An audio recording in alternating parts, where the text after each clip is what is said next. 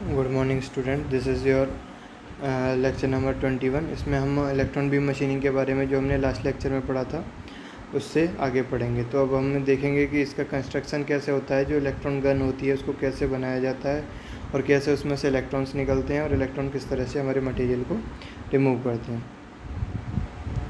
देखो कि high velocity supply की जाती है कैथोड पे हाई वेलोसिटी जब हम सप्लाई करते हैं तो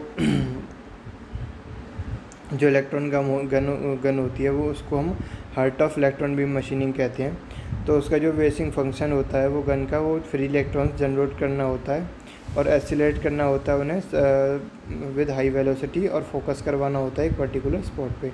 तो ये पूरा अरेंजमेंट होता है उसमें। अब इसमें किस किस का क्या रोल होता है। एक कैथोड कैन, जैसे कि डायग्राम में दिखाया गया, कैथोड है यहाँ पे। कैथोड हाई वेलोसिटी के सप्लाई टू कैथोड को सप्लाई की जा रही है हाई वेलोसिटी, ठीक है, मेड ऑफ टंगस्टन और टाइटेनियम। तो सच क्या ये जो कैथोड होती है वो फिलामेंट उसको हीट किया जाता है और उसके बाद उसको टेम्परेचर जब 2500 डिग्री सेल्सियस तक पहुंच जाता है तो उसमें से क्या होता है, थर्मोआयनिक इमिशन होता है, यानी कि हीट की वजह से आयंस जनरेट होते हैं और आयंस की वजह से हीट जनरेट होती है, ये वाइस वर्सा होता है। तो थर्मोआयनिक इमिशन ऑफ इलेक्ट्रॉन्स, तो which further enhance the maintaining very low vacuum. तो वैक्यूम चैम्बर के अंदर ये किया जाता है जिससे कि उसके अंदर से क्या हो सकते हैं, हमारे इलेक्ट्रॉन्स जो है वो रिमूव कर सकते हैं। तो हम नीचे क्या लगाते हैं, हाई नेगेटिवली बेस लगाते हैं, जैसे कि कैथोड कार्ट ब्रिज लगाया हुआ है उसके भी नीचे क्या लगाया हुआ है, बेस ग्रिड लगाया हुआ है। तो ये क्या करेगा, ये उनको रिपल्स करेगा कि किसी दूसरी डायरेक्शन में वो ना जाएं, जिस डायरेक्शन में हमें नीचे की तरफ भेजना है उसी डायरेक्शन में जाएं। तो उसके बाद क्या होता है, हम नीचे फिर एनोड भी लगाते हैं जो कि उनको अट्रैक्टिव फोर्स लगा के अट्रैक्ट करता है। This cathode is often in the form of cartridge so that it can change very quickly to reduce the down time. तो कैथोड के नीचे क्या होता है, एन्यूलर बाइस ग्रेड होता है जो हाईली नेगेटिवली बाइस होता है और वो अप्लाई करता है नेगेटिविटी, और उससे क्या होता है, इलेक्ट्रॉन जो जनरेट होते हैं कैथोड में वो डाइवर्ज नहीं होते, यानी कि वो साइड्स में लगाया जाता है, जिससे कि क्या होता है, वो एक रिपल से फोर्स लगा के उन्हें सेंटर में ले जाता है और वो बाइस नहीं होते, उधर उधर सेंटर में आ जाते हैं। अब सेंटर में तो आ गए, अब हम उन्हें नीचे की तरफ बढ़ाना है उनको। तो नीचे की तरफ बढ़ाने के लिए हम क्या लगाएंगे उसमें, नीचे की तरफ बढ़ाने के लिए उसमें हम एक एनोड लगाएंगे, जो एनोड उसको अट्रैक्टिव फोर्स के थ्रू इलेक्ट्रॉन्स को नीचे की तरफ रिमूव करवाएगा। तो एनुलर एनोड लगा देते हैं in the form of a beam. The annular anode now attracts the electron beam and gradually gets accelerated. तो वो अट्रैक्ट भी करता है और उनको एसिलेट करता है। As they leave the anode section the electrons may achieve a velocity as high half of light. जैसा कि मैंने पिछले लेक्चर में बताया था आपको कि जो लाइट की वेलोसिटी है उसका हाफ, यानी कि स्पीड ऑफ लाइट की हाफ वेलोसिटी जितना वो, जब वो यहाँ से एनोड से निकल रहे होते हैं तो वो वहाँ पर पहुँच जाते हैं। उसके बाद जो वैक्यूम थ्रोटल वाल्व यूज़ करते हैं, जिससे कि हम जो मटेरियल हैं उनको हम आराम से, जो इलेक्ट्रॉन्स हैं उनको हैंडल कर सकें। और वैक्यूम को हैंडल करने के लिए हमने यहाँ पे वैक्यूम गेज लगाया हुआ है जो मेज़र करता रहता है। अब डिफ्यूज़र पंप के लिए भी हमने वो लगाया हुआ। अब हमने मैग्नेटिक लेंसेज लगाए हुए हैं। मैग्नेटिक लेंसेज का काम क्या होता है, एक मिनट नीचे चलते हैं। जब वो नीचे की तरफ जाते हैं एनोड से, वो मैग्नेटिक लेंस और अपर्चर से होकर गुजरते हैं। The magnetic lens shape the beam and try to reduce the divergence. Magnetic lens भी वही काम करते हैं जो हमारे ऊपर बाइस ने किया था।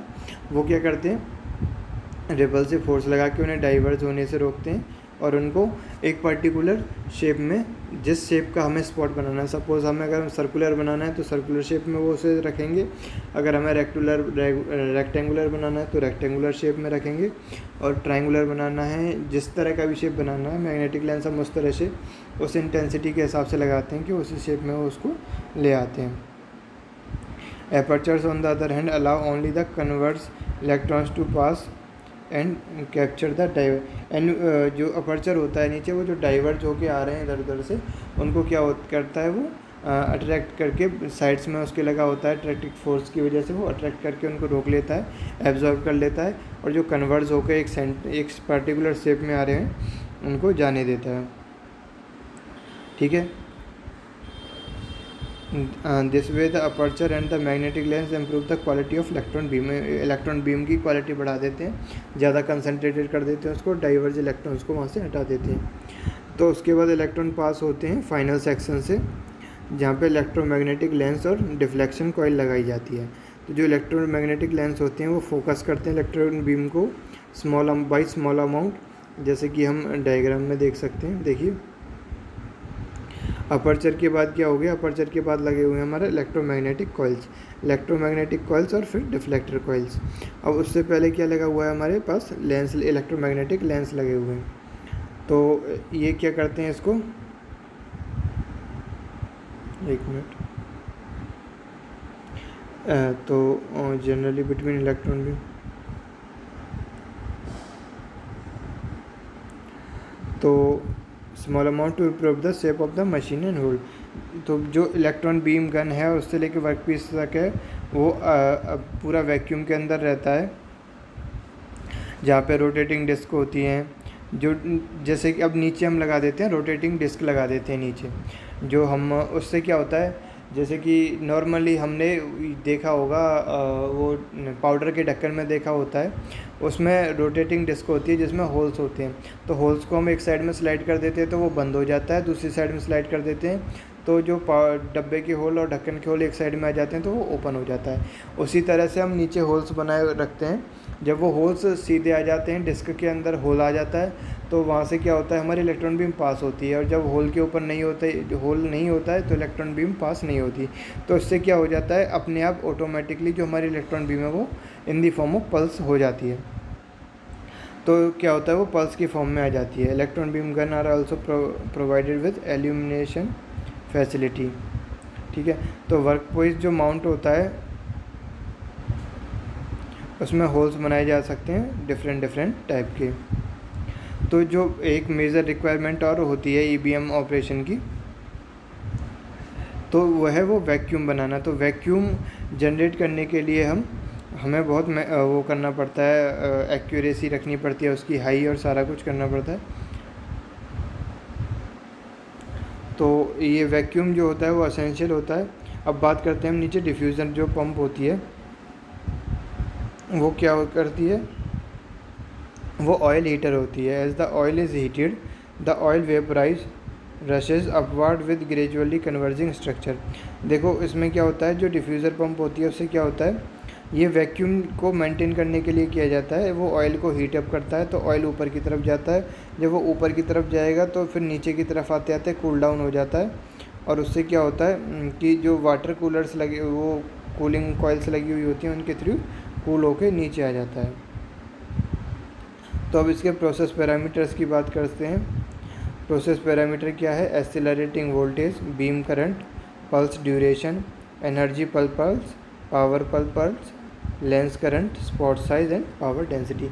ये सारी चीज़ प्रोसेस पैरामीटर हैं जो कंट्रोल करेंगे कि मटेरियल रिमूवल रेट क्या होगा, सरफेस फिनिश क्या होगा, और एक्यूरेसी प्रिसीजन क्या होगा मटेरियल का।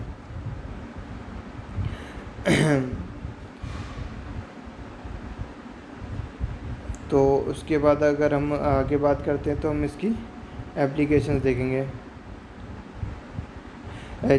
ईबीएम को हम पल्स रेट पे ऑपरेट करते हैं, तो बाइसिंग के थ्रू भी हम पल्स जनरेट कर सकते हैं। जैसे कि हमने बाइसिंग के थ्रू क्या करते हैं, इलेक्ट्रॉन को, बाइसिंग जो होती है हमारी वो स्विच की तरह भी वर्क कर सकती है।